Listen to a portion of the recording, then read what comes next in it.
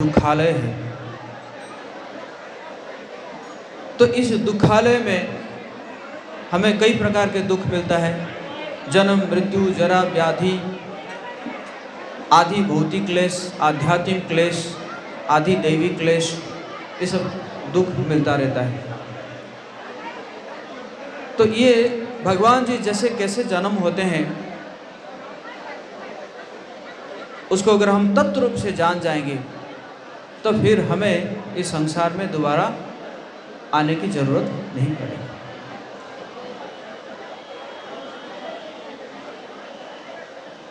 तो देखते हैं हम कि एक समय की बात है जिस समय ये संसार में पाप बहुत ज़्यादा बढ़ गया था। राजा के रूप में असुर लोग शासन कर रहे थे। तो आप जानते हैं कि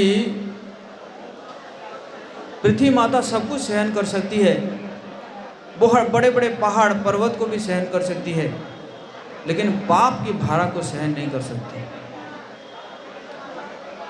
आप लोगों भजन सुने ना, पाप भूमि से भारी भारी भारी भारी, सुने ना? कितने लोग सुने? तो पाप जो है बहुत भारी। तो पृथ्वी माता जब सहन नहीं कर पाती है तो वो एक गौ के रूप में जाकर पहुंचती है ब्रह्मा जी के पास। और ब्रह्मा जी के पास पहुंचकर वो प्रार्थना करती है कि मैं सहन नहीं कर पा रही हूँ इतनी पाप की भारा। तो ब्रह्मा जी कहते हैं मेरे पास तो ऐसा कोई समाधान है नहीं। वहाँ पे शिव जी भी प्रकट होते हैं। तो ब्रह्मा जी, शिव जी और जितने भी देवी देवता हैं सब गौ माता को लेकर, पृथ्वी रूप में जो गौ माता है उसको लेकर जाके पहुँचते हैं, क्षीर सागर में पहुँचते हैं, जहाँ पे क्षीर सागर में क्षीरोदक्षाय विष्णु रहते हैं। और क्षीर सागर के तट पर वो लोग क्या करते हैं, पुरुष सूक्त का पाठ करते हैं।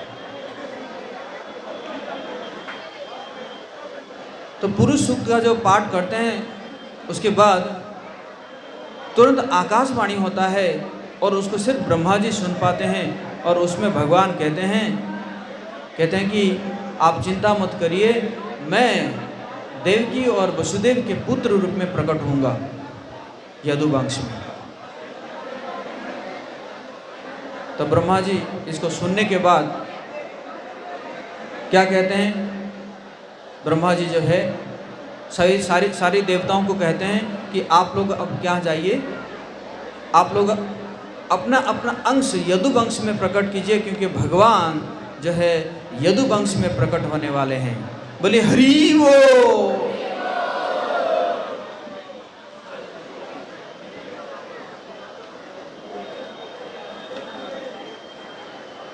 तो इस साइड हम देखते हैं कि कंस जो है बहुत ही प्रतापी राजा था। और उसकी जो कंस जो है वो उग्रसेन का पुत्र था। और उग्रसेन का भाई थे देवक, देवक की पुत्री थी देवकी। तो देवकी को जो है वसुदेव जी के साथ विवाह किया जाता है। उसके बाद कंस क्या करता है, कहता कि आज मैं अपने बहन को खुद अपने रथ पर बिठाकर लेकर जाऊंगा विदा करने के लिए। और देवकी को बहुत सारे हाथी, घोड़ा, 1,00,000 दासियां, इस प्रकार के भेंट दिया जा रहा है। तो जैसे रथ हाँककर कंस लेकर जा रहा है, तब देवता लोग सोचने लगे, अरे ये तो बड़ा गड़बड़ हो जाएगा। अगर क्या होगा कि अगर ये देवकी की सेवा करेगा कंस, तो भगवान क्या कहेंगे कि मेरी माँ का सेवा किया है इसने, तो इसलिए इसको जो मारेंगे तो मारने में विलम्ब कर देंगे भगवान, इसलिए कुछ करना चाहिए। तो तुरंत देवता लोग क्या किए, आकाशवाणी किए, रे मूर्ख, तो जिसको रथ पर बिठा के लेकर जा रहा है उसी का 8वां संतान तेरा वध करेगा। और जैसे ही कंस सुनता है, था तो असुरों का ये स्वभाव होता है, तुरंत पलट जाते हैं, तुरंत पलट जाएंगे। जो इतना प्रेम से अपनी बहन को लेकर जा रहा था, तुरंत उसने तलवार निकालता है और तलवार निकाल के देवकी को जो है मारने के लिए वो उद्यत हो जाता है।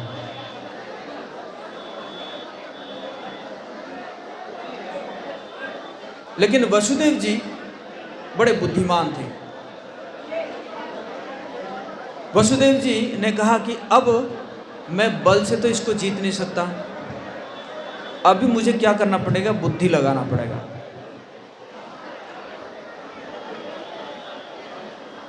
प्रभुपाद जी कई बार एग्जाम्पल देते हैं,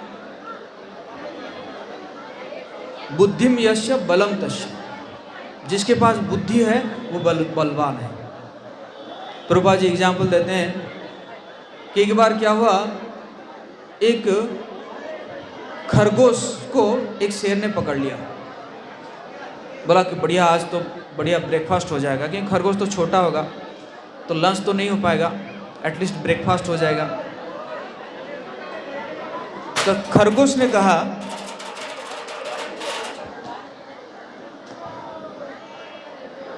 कहा, कि मुझे बस एक मौका दीजिए, मैं जाता हूँ अपने घर में जो है परिवार वालों को मिलकर आता हूँ। तो शेर ने कहा कि तू तो बड़ा चालू बन रहा है, ऐसे करके तू भाग जाएगा। नहीं, मेरे ऊपर विश्वास कीजिए, मैं ज़रूर जो है आपके पास वापस आऊँगा, आप मुझे बस एक मौका दीजिए। शेर ने कहा ठीक है, तू भी क्या याद करेगा। तो खरगोश जाता है और बहुत विलंब से आता है। तो शेर पूछता है कि इतना विलंब क्यों हुआ। शेर को गुस्सा आ जाता है। तो खरगोश कहता है मैं क्या करूं, मैं जब रास्ते में आ रहा था तो दूसरा एक शेर ने मुझे पकड़ लिया, कहता कि मैं तुझे खाऊंगा क्योंकि ये जंगल का राजा मैं ही हूं, और मैं तो कैसे कैसे करके उससे बच के आपके पास आया हूं। तो शेर ने कहा अच्छा चलो दिखाओ मुझे दूसरा शेर कौन है। तो खरगोश उसको लेकर जाता है और एक कुआं में दिखाता है, कहता है देखो इसमें है दूसरा शेर। और शेर सही में देखता है तो वो पानी में उसका प्रतिछवि दिखता है। तो तुरंत शेर क्या करता है, उस कुआं में कूद जाता है और उसका हरिबोल हो जाता है। तो इसी प्रकार खरगोश जो है वो बच जाता है। तो इसी प्रकार यहाँ पे वसुदेव जी क्या कर रहे हैं, अपना बुद्धि लगा रहे हैं कि कैसे मैं देवकी को बचा लूँ, क्योंकि पति है, पति का धर्म है पत्नी को बचाना, पत्नी की सुरक्षा पति का कर्तव्य है। तो वसुदेव जी पहले तो उसको कहते हैं, बहुत प्रेम से बोलते हैं, हे मेरे प्यारे शाले। जो उनकी पत्नी को मारने जा रहा है उसको वसुदेव जी क्या कह रहे हैं, हे मेरे प्यारे शाले। आपके लिए शोभा नहीं देता कि आप इतने बलशाली राजा होते हुए आपका इतना यश है और आप एक स्त्री का वध करेंगे, ये तो अच्छा नहीं लगेगा, ये तो शोभा नहीं देता। इसी प्रकार उसको समझाने के प्रयास करते हैं।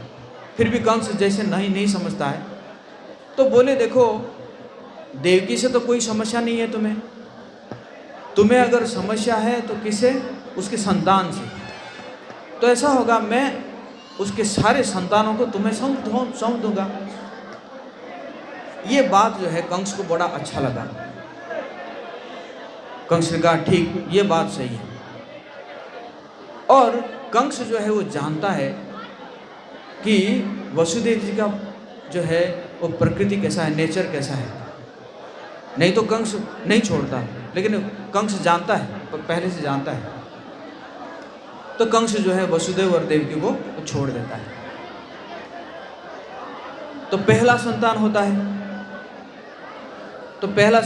है, तो कंस जो है वसुदेव जी लेकर कंस के पास जाते हैं। तो कंस को बड़ा दया आता है, कहता नहीं, पहला संतान मेरा तो शत्रु है नहीं, मेरा शत्रु तो कौन है? 8वां संतान है। तो मैं 8वां संतान का वध करूंगा, इसको वापस ले जाओ। वसुदेव जी लेकर तो आते हैं, फिर भी सोचते हैं कि कंस तो असुर है, इसको कोई भरोसा है नहीं। अब देवता लोग ऊपर से देख के फिर सोच में पड़ गए, अरे ये तो बड़ा गड़बड़ हो गया। अगर भगवान देखेंगे ये मेरे भाइयों को बचाया है, तो फिर इसको मारने में लेट कर देंगे, विलम्ब कर देंगे। तो नारद मुनि को भेजे कि आप जाओ, कैसे भी करके कुछ करो। नारद मुनि आए, पूछे कि आपने वो जो पहला संतान देवकी को क्यों छोड़ दिए? बोले वो तो 8वां संतान का मेरा शत्रु है, ये तो मेरा शत्रु नहीं था।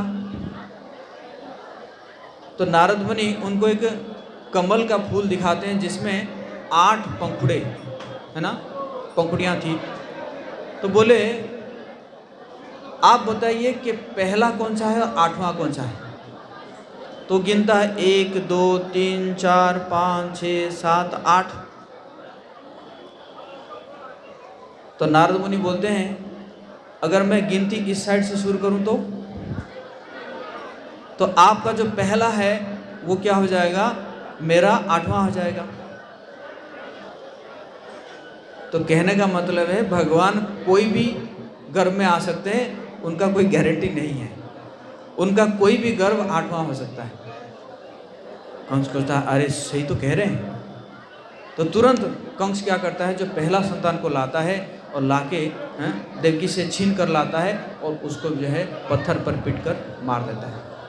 उसी प्रकार 1 2 3 4 5 6 संतानों को ऐसे मार देता है। अब प्रश्न उठता है कि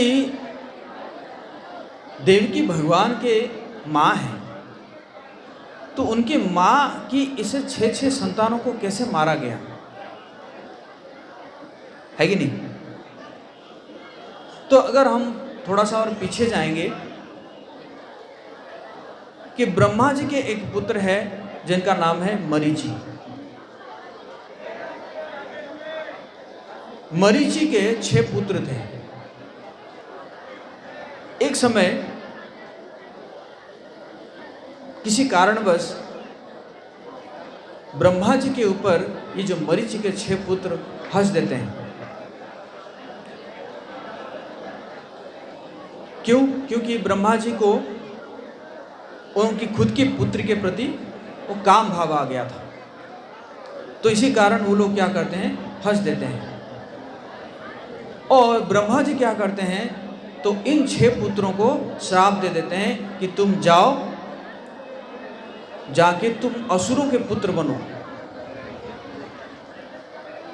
तो ये 6 पुत्र जो है वो जन्म होते हैं कहाँ पे? हिरण्याक्ष का पुत्र है कालनेमि, कालनेमि के पुत्र के रूप में प्रकट होते हैं। हिरण्याक्ष, हिरण्यकशिपु आप लोग जानते हैं, 2 भाई है। हिरण्यकशिपु को भगवान नरसिंहदेव जो है उसको मारे थे और हिरण्याक्ष को वराह भगवान मारे थे। तो हिरण्याक्ष का पुत्र है कालनेमि और कालनेमि के ये 6 पुत्र थे, जो कि कहाँ से आए थे? जो मरीचि के 6 पुत्र। तो एक दिन क्या हुआ कि किसी बात पे वाद विवाद हुआ, और उस विवाद में ये जो 6 पुत्र है, इन्होंने कालनेमी का पक्ष लिया, जो कि हिरण्यकशिपु का पक्ष नहीं लिया। इसी कारण हिरण्यकशिपु ये जो 6 पुत्रों को फिर श्राप दिया, कहता है कि अगले में तुम्हारे पिताजी तुम्हें जन्म होते ही मार डालेगा। तो वो जो कालनेमी वो कौन बनता है? कंस बनता है। और ये जो 6 पुत्र है ये जन्म होते हैं किनके पास? माता देवकी के गर्भ में जन्म होते हैं। और जैसे ही जन्म होते हैं कंस जो है उनको मार देता है।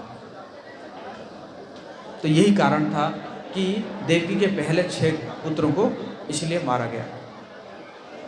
अब 7वां गर्भ आने से पहले भगवान क्या करते हैं? योग माया को बुलाते हैं, और योग माया को बुला के कहते हैं कि आप जाइए, अभी मेरा अंश शंकरषण बलराम के रूप में देवकी के गर्भ में आएंगे, और देवकी के गर्भ से उनको क्या करना है? स्थानांतरित करना है रोहिणी के गर्भ से। और फिर जब मैं जन्म होऊंगा देवकी और वसुदेव जी के पास, आप जन्म लोगी यशोदा माता के पास, और मुझे स्थानांतरित कर दिया जाएगा ब्रज में, और आपको जो है वसुदेव जी लेकर चले जाएंगे मथुरा। आपको जब कंस मारना चाहेगा तब आप ये बोल देना कि तेरा मारने वाला जन्म हो चुका है। तो योग माया आती है। अब बलदेव जी जो है देवकी के गर्भ में पहले आते हैं, और उसके बाद योग माया क्या करते हैं? देवकी के गर्भ से जो है रोहिणी के गर्भ को स्थानांतरित कर देते हैं। अब यहाँ पे प्रश्न उठता है कि बलदेव जी सीधा रोहिणी के गर्भ में क्यों नहीं आए? देवकी गर्भ में आने का क्या जरूरत था? तो कारण यह है, बलदेव जी जो है वो कौन है? वो सेवक भगवान है, और भगवान कृष्ण कौन है? सेव्य भगवान है। बलदेव जी हमेशा भगवान जी को सेवा करते हैं, जैसे उनके लिए शैया बनाना, उनके लिए जो भी उनके लिए ज़रूरत है भगवान जी के लिए वो बनाते हैं। जैसे भगवान, आप जानते हैं भगवान जो है शेष नाग के ऊपर सोए रहते हैं। वो शेष नाग कौन है? वो बलदेव जी है। तो बलदेव जी देवकी माता के गर्भ में आते हैं उसको डेकोरेट करने के लिए, गर्भ को डेकोरेट करने के लिए। बोलिए बलदेव भगवान की। जिस प्रकार के बड़ा व्यक्ति आता है तो क्या किया जाता है? उस जगह को डेकोरेट किया जाता है। भगवान जब आते हैं प्रकृति अपने आप को सजाने लगती है। तो बलदेव जी आते हैं, उस गर्भ को डेकोरेट करते हैं, और उसके बाद फिर बलदेव जी जो है रोहिणी के गर्भ में स्थानांतरित हो जाते हैं। उसके बाद फिर भगवान आते हैं। तो भगवान हमारे जैसा नहीं आते हैं। भगवान सबसे पहले वसुदेव जी के मन में प्रवेश करते हैं। जैसे वसुदेव जी के मन में प्रवेश करते हैं, वसुदेव बहुत सुंदर लगने लगते हैं। और फिर उसके बाद जब वहाँ से फिर देवकी माता के मन में प्रवेश करते हैं, तब देवकी माता भी बहुत सुंदर लगती है। इतना सुंदर कभी कंस देखा ही नहीं था। तो कंस जो है वो समझ जाता है कि अब जो है मेरा समय आ गया है। मतलब वो गर्भ आएगा, वो संतान आएगा जो कि मुझे वध करेगा। तो इसलिए वो ठान लेता है कि जैसे ही जन्म होगा इसको मैं मार डालूंगा। तो इसी प्रकार समय आता है, ये जन्माष्टमी का दिन आता है, और भगवान जो है वो प्रकट हो जाते हैं। बोले कृष्णचंद्र भगवान की। तो भगवान लेकिन प्रकट होते हैं, कैसे प्रकट होते हैं? 4 भुजा के रूप में प्रकट होते हैं। शंख चक्र गदा पद्म 4 भुजा के रूप में प्रकट होते हैं। और भगवान क्या करते हैं, वहां पे अपने माता पिता का पूरा कुंडली बताते हैं, पूरा उनका जन्म हिस्ट्री बताते हैं। देखिए, ये है भगवान का जन्म और हमारे जन्म में भेद। हम जब जन्म होते हैं, माता पिता हमारा कुंडली बनवाते हैं किसी ज्योतिष से, लेकिन भगवान जब प्रकट हो रहे हैं, वो क्या कर रहे हैं, अपने माता पिता का पूरा पिछला सारा कुंडली बता रहे हैं कि पहले आप जो है पृश्नि सुतपा, फिर जो है कश्यप और अदिति, और इस बार जो है आप देवकी और वसुदेव के रूप में आए हैं। आपने बहुत तपस्या किया है मुझे पुत्र रूप में प्राप्त करने के लिए, इसलिए मैं आपके पुत्र रूप में प्रकट हो रहा हूँ। तो देवकी और वसुदेव जो है बहुत स्तुति करते हैं उन भगवान विष्णु के जो फॉर्म को, रूप को। फिर देवकी माता कहती है कि देखिए ना, मैं बड़ा भयभीत हूँ कंस से, आप अगर ऐसे रहेंगे तो मैं आपको कहाँ छुपाऊंगी। आप कृपया क्या कीजिए, 2 हाथ वाला रूप में आ जाइए। तो तुरंत भगवान जो है क्या करते हैं कि छोटे से बालक के रूप में प्रकट हो जाते हैं, जो कि 2 भुजा के रूप में, श्याम सुंदर के रूप में। बोले श्याम सुंदर भगवान की। और जैसे ही भगवान प्रकट होते हैं और फिर उनको पूरा आदेश करते हैं कि आप मुझे लेकर जाइए, नंद बाबा के पास लेकर जाइए। वैसे देखा जाए, नंद बाबा और वसुदेव जो है ये दोनों 2 भाई हैं, मतलब दोनों के दादा एक हैं। तो एक्चुअली एक पत्नी जो है वो थी वैश्य पत्नी से जन्मे जो पर्जन्य के पुत्र हुए जो है आपके नंद बाबा, और जो क्षत्रिय पत्नी थी उनसे जो जन्मे सूरसेन के है ना पुत्र हुए ये आपको वसुदेव। तो इसी प्रकार तो पहले से ही वसुदेव जी क्या किए थे, जब एक्चुअली वसुदेव जी की भी 17 पत्नियां थी, देवकी जो है आखिर पत्नी थी। तो वसुदेव जी जब ये कंस के भय से सारे पत्नियों को जो है अलग अलग जगह में भेज दिए थे, और जो रोहिणी माता है वो रोहिणी माता को जो है नंद बाबा के पास भेज दिए थे।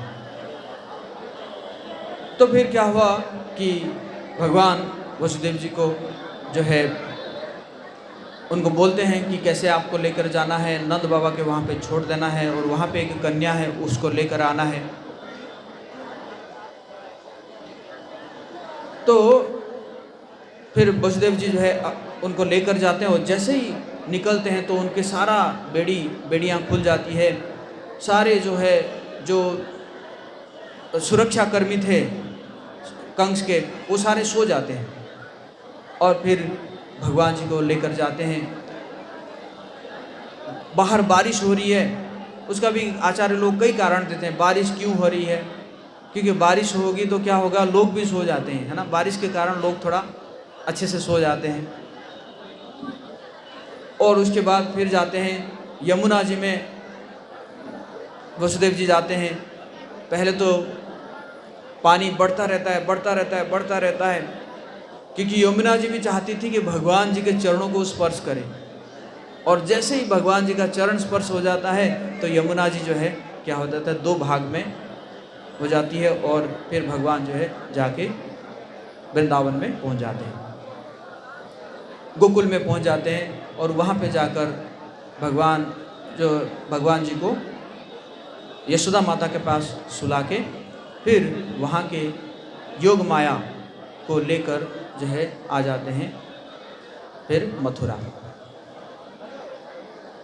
तो मथुरा में जब आ जाते हैं और तब जब कारागार में प्रवेश करते हैं तब जाके क्या होता है कि सारा जैसे उनका जो बेड़ी फिर बन जाता है, सारे जो जेलर थे वो सब जो है उड़ जाते हैं।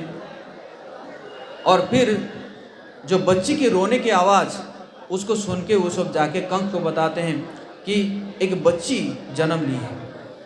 तो कंस ने कहा कि जो भी हो उसको मुझे मारना है। तुरंत दौड़ दौड़ के आता है और देवी माता से छीन लेता है और जैसे उसको मारने के लिए प्रयास करता है तो योग माया उसके हाथ से फिसल जाती है और बोलती है कि मुझे मार के तुझे क्या फ़ायदा, तेरा मारने वाला तो जन्म ले चुका है। अब कंस को बड़ा धोखा हो जाता है कि अरे ये क्या हो गया, मैंने तो सोचा था कि यही गर्भ मुझे मारेगी, यही संतान मुझे मारेगी। तो फिर तुरंत कंस के हृदय में परिवर्तन आता है और कंस क्या करता है, वसुदेव और देवकी जी को बड़ा क्षमा प्रार्थना करता है कि देखो ना, ये देवता लोग भी आजकल झूठ बोलने लगे हैं। वो जैसे बोले थे मैं तो इसलिए सारे संतानों को मैंने मारा, लेकिन क्या करें, ये सब कर्म का फल है। और देवकी और वसुदेव जी को छोड़ देता है कंस। लेकिन कंस के जो मंत्रियां थी, मंत्रियां जो है वो सारे असुर थे। दूसरे दिन जब कंस जाके कहता है कि क्या करें, अब तो जन्म कहीं हो चुका है, अब मरना ही है। लेकिन उसके मंत्रियां जो है वो इतने असुर प्रवृत्ति के थे, वो बोलते हैं कि नहीं नहीं, आप चिंता करने की क्या ज़रूरत है, ये 10 दिन में जितने भी बच्चे पैदा हुए हैं सबको हम मार डालेंगे, वो जहाँ पे भी जन्म हुआ होगा उसको हम मार डालेंगे। और कंस जो है वो कन्विंस हो जाता है और उसके बाद फिर उसने कई असुरों को भेजने लगता है। पहले पुतना को भेजता है, फिर शकटासुर, तृणावर्त, बकासुर, अघासुर, कई असुरों को भेजना लगता है और भगवान जो है उसको खेल खेल में मार देते हैं। तो ये इसी प्रकार भगवान जो है सुंदर लीला करते हैं ताकि इस लीला के माध्यम से हम क्या हो सके, भगवान के प्रति आकर्षित हो सके। और भगवान जी के प्रति जितना हम आकर्षित होंगे तो क्या होगा, फिर हम इस संसार में दोबारा जन्म नहीं लेंगे।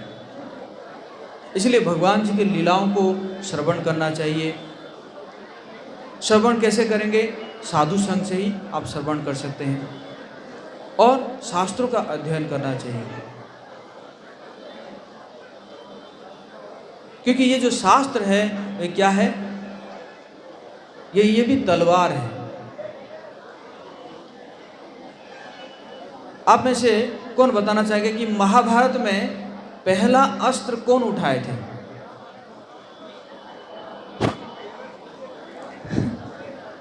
तो कोने में कोई हाथ उठाया था,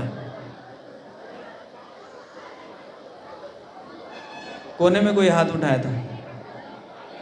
हाँ जी बोलिए। भगवान कृष्ण, हरि बोल, ताली बजाइए। तो पहला अस्त्र कौन उठाए थे? भगवान कृष्ण उठाए थे। कैसे? वो है ज्ञान की तलवार। बोले भगवान कृष्ण की, श्रीमद् भगवद गीता की। तो भगवान जो है पहला अस्त्र उठाए जो कि ज्ञान की तलवार।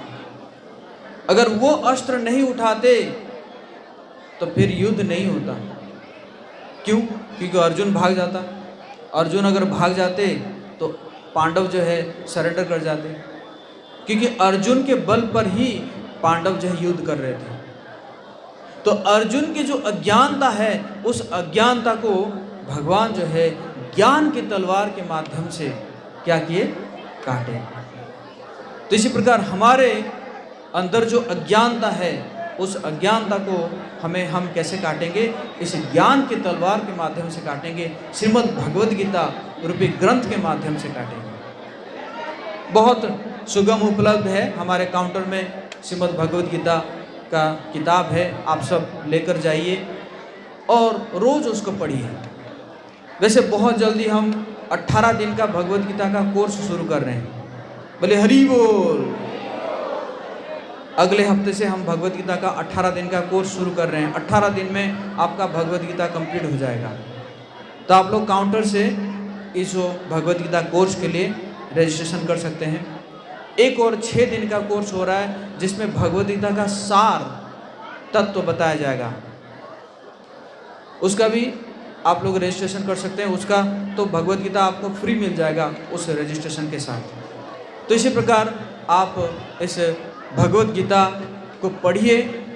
इसको पढ़ेंगे तभी जाके आप भगवान के जन्म और कर्म की का जो तत्व है उस तत्व को जान पाएंगे। तब फिर आपको इस संसार में दोबारा जन्म लेने की जरूरत नहीं पड़ेगी। और इसी प्रकार हमारे मंदिर में सुबह शाम 2 टाइम आरती होती है। उस आरती में आया कीजिए, भगवान का नाम का जप कीजिए, माला लीजिए, भगवान जी का नाम का जप कीजिए।